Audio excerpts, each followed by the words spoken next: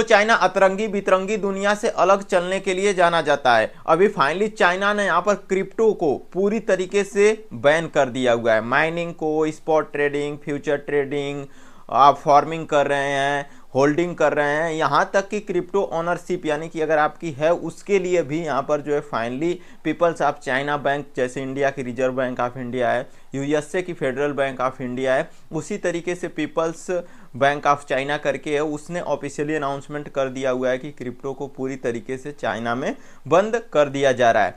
लेकिन इसके पीछे रीजन क्या है उसको समझते हैं। चाइना क्रिप्टो को लेकर के क्या सोचता है और क्यों उसे लगता है कि यह गलत है और अभी वह क्या करना चाह रहा है। क्योंकि आप सबको पता है कि अगर चाइना कुछ चीज़ बंद करता है तो वह उससे अच्छा ही चीज़ सोच लेता है अपने हित के लिए। जैसे आप सबको पता है कि चाइना में YouTube, Facebook, Google, WhatsApp, Instagram, ये सब सारी चीज़ें नहीं चलती हैं। खुद वहाँ का अपना पार्टिकुलर चैट्स वाला है, मैसेंजर वाला है, वह यूज होता है। अगर लोग यूज भी करते हैं तो वीपीएन लगा करके, वह भी चोरी छुपके से। तो आइए समझते हैं। और सबसे बड़ी बात है कि क्रिप्टो पर इसका क्या फ़र्क पड़ने वाला है, क्योंकि चाइना आप सबको पता है कि सेकेंड नंबर की सबसे ज़्यादा पॉपुलेशन वाली कंट्री है इंडिया के बाद। पहले तो चाइना ही था, लेकिन अभी इंडिया क्रॉस ओवर कर चुका है पॉपुलेशन में और किसी चीज़ में नहीं। ठीक है, तो आइए इसको हम लोग समझते हैं। क्योंकि क्रिप्टो में अभी देखें तो जैसे यह न्यूज़ हमें देखने को मिली, बिटकॉइन 1,11,000 डॉलर पर हमें देखने को मिल रहा है।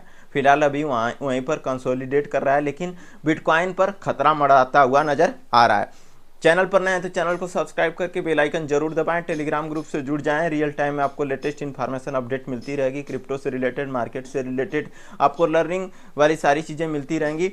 मैं आपको आसान भाषा में सिखाने की कोशिश करूंगा क्रिप्टो को, क्योंकि क्रिप्टो देखो एक तरीके से निगेटिव न्यूज़ तो निकल के आई है, लेकिन क्रिप्टो आने वाले दिनों की दुनिया है। अब इसे कोई बंद नहीं कर सकता। यह चालू हो चुका है, चैन चालू हो चुका है तो हो ही चुका है।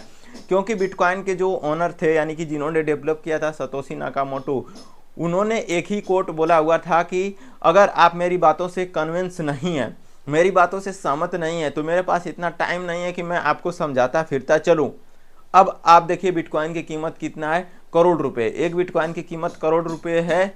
और आज से 2017-15 में जब हम लोग क्रिप्टो को नहीं जानते थे या जानते भी थे तो हल्का में लेते थे, सुनते थे, तो उसकी कीमत निग्जिलेबल थी, यानी कि कुछ भी नहीं था। अभी कहाँ पे है, तो आइए समझते हैं कि क्या चीज़ हमें यहाँ पर देखने को मिली है। देखिए, चाइना ने ऑफिशियली बैन कर दिया है crypto currency trading, mining, relative service due to financial risk, concern about capital flight and environmental impact. इतना इन्होंने यहाँ पर बोला हुआ है। ठीक है, अब देखिए सबसे बड़ी चीज़ है कि यह पहली बार नहीं है, पहली बार नहीं, 19 बार आज तक जो है चाइना ने क्रिप्टो को बैन का अनाउंसमेंट कर दिया हुआ है। पिछले 2021 में भी इन्होंने जो है बैन का अनाउंसमेंट किया हुआ था। ये देखिए, इन सब सारी चीज़ों का बैनों का शुरुआत 2009 में वर्चुअल करेंसी और ऑनलाइन गेमिंग को लेकर के हुआ था। चाइना ने फर्स्ट टाइम जो ये सब डिजिटल वाली चीज़ें हैं उनको 2009 में बंद करना चालू किया था। और 2013 में बैंकिंग इंस्टीट्यूशन को बिटकॉइन ट्रांजैक्शन से रोका गया था, यानी कि जो भी बैंक था और बैंक के समझ लो कि इंस्टीट्यूशन है, उसमें फंडर हैं, मैनेजर हैं, उनको भी यहाँ पर बिटकॉइन का ट्रांजैक्शन करना बैन था। अभी भी फिलहाल बैंक से कोई भी लेन देन नहीं है, जैसे इंडिया में। हालांकि इंडिया में 30% टैक्स कर दिया गया है। एक तरीके से देखा जाए तो कहीं ना कहीं गवर्नमेंट उसको सपोर्ट तो नहीं कर रही है, लेकिन टैक्स वसूल ले रही है। चाइना में ऐसा नहीं है, सपोर्ट भी नहीं करती और टैक्स भी नहीं वसूलती है, लेकिन वहाँ पर बैंकिंग ट्रांजैक्शन वगैरह बिटकॉइन से या क्रिप्टो से बैन है, जैसे कि इंडिया में। ठीक है, इंडिया में भी कोई ऑफिशियल लेन देन नहीं है, लेकिन बैन नहीं है। मतलब ऐसा नहीं है कि बैन है, लेकिन यहाँ पर भी कोई अभी सही तरीके से उसको स्वीकृति नहीं मिली हुई है। 2017 में आईसीओ और डोमेस्टिक एक्सचेंज बंद किए गए थे। 2019 में ऑफशोर ट्रेडिंग को भी अवैध घोषित किया गया था। ऑफशोर ट्रेडिंग यानी कि जैसे हमारा इंडिया का एक्सचेंज है कॉइनडिसिएक्स, मुद्रेक्स वगैरह, बहुत सारे एक्सचेंज है।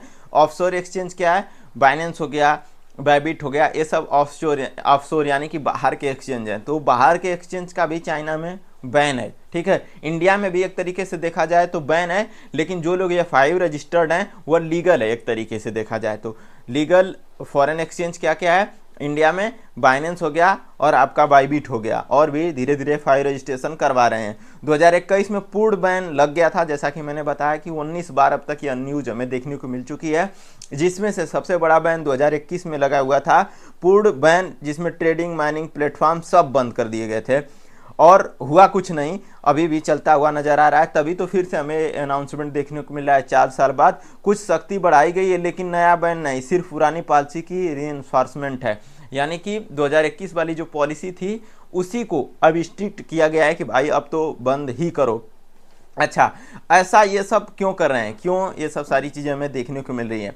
तो पहला देखो, पीपल्स बैंक ऑफ चाइना, और चाइना जो सिक्योरिटी रेगुलेटर कमीशन है, रेगुलेटरी कमीशन है, उसने ये ऑर्डर जारी किया है। Order number 7 financial infrastructure supervision के तहत ये सब हमें देखने को मिल रहा है। अब देखिए, चाइना क्रिप्टो को बैन क्यों करना चाहता है। ठीक है, शुरू में मैंने बताया ही आप लोगों को कि किस तरीके से चाइना अलग दिशा में सोचता है। तो सबसे पहला चीज है इसका financial stability and preventing capital flight. China view crypto currency as a tool for illegal cross border. यानी कि चाइना क्या देखता है कि क्रिप्टो करेंसी के क्रॉस बॉर्डर ट्रांजैक्शन तो इजीली हो जाएगा, जो ट्रैकेबल भी नहीं है। तो इन्हीं सब सारी चीज़ों को रोकने के लिए, जिसमें money laundering, cross border transfer और स्पेकुलेशन, ये सब सारी चीज़ें हमें देखने को मिल रही है, जो कि गवर्नमेंट के लिए, शहरों के लिए चिंता का विषय बना हुआ है ओवर पूरा फाइनेंशियल सिस्टम, ऐसा चाइना का कहना है। ठीक है, इन्वायरमेंटल कंसर्न भी है कि क्योंकि क्रिप्टो की माइनिंग करने के लिए आप सबको पता है, स्पेशली बिटकॉइन को माइनिंग करने के लिए बहुत सारा इनॉर्मस अमाउंट ऑफ एनर्जी लगता है।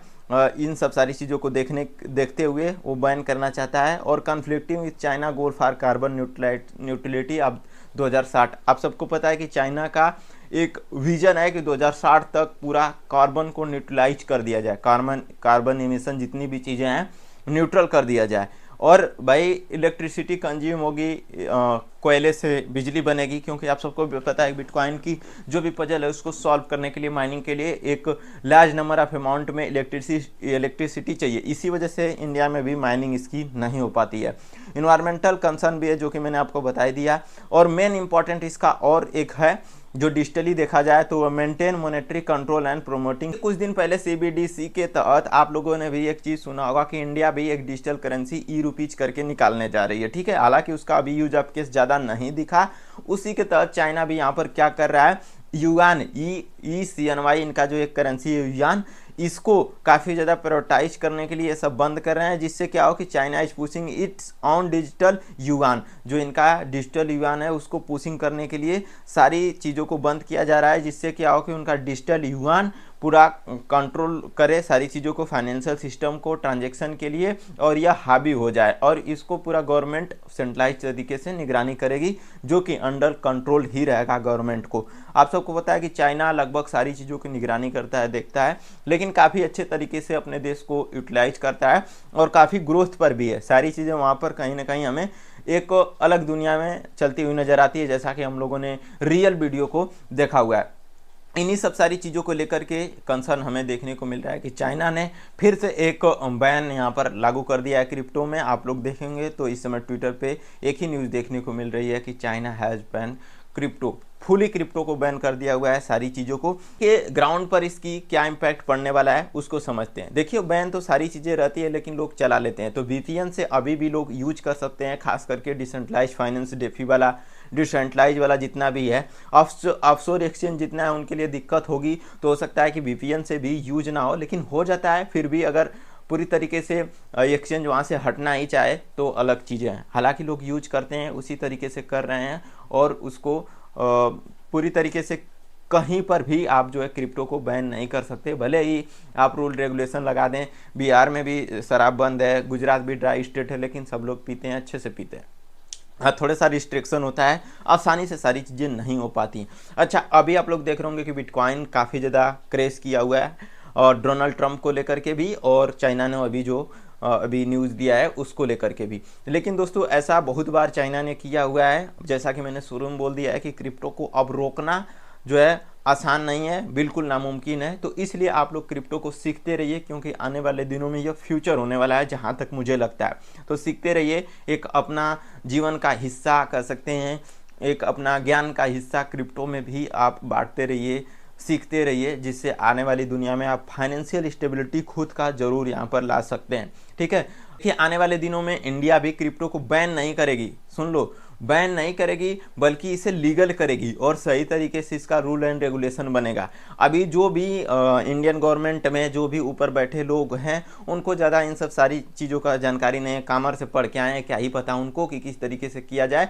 इसीलिए वो लोग टैक्स लगा करके धीरे धीरे डीले करते हुए जा रहे हैं ताकि लोग यूज ना कर पाएँ। ठीक है, बाकी बाद में रूल रेगुलेशन कोई बढ़िया व्यक्ति आएगा पढ़ा लिखा स्मार्ट, तो वो एक अलग विजन इसका सेट करेगा और आने वाले दिनों में इसका यूज होगा, क्योंकि अमेरिका पूरी दुनिया का जो है क्रिप्टो पावर बनने जा रहा है। ठीक है, तो पहले ही वो बन जाएगा तो हम लोग पीछे हो जाएंगे, इसलिए डोमिनेंस पहले ही करना चाहिए किसी भी चीज़ों का। फिलहाल के लिए इतना ही, मिलते हैं किसी को। Take care, bye.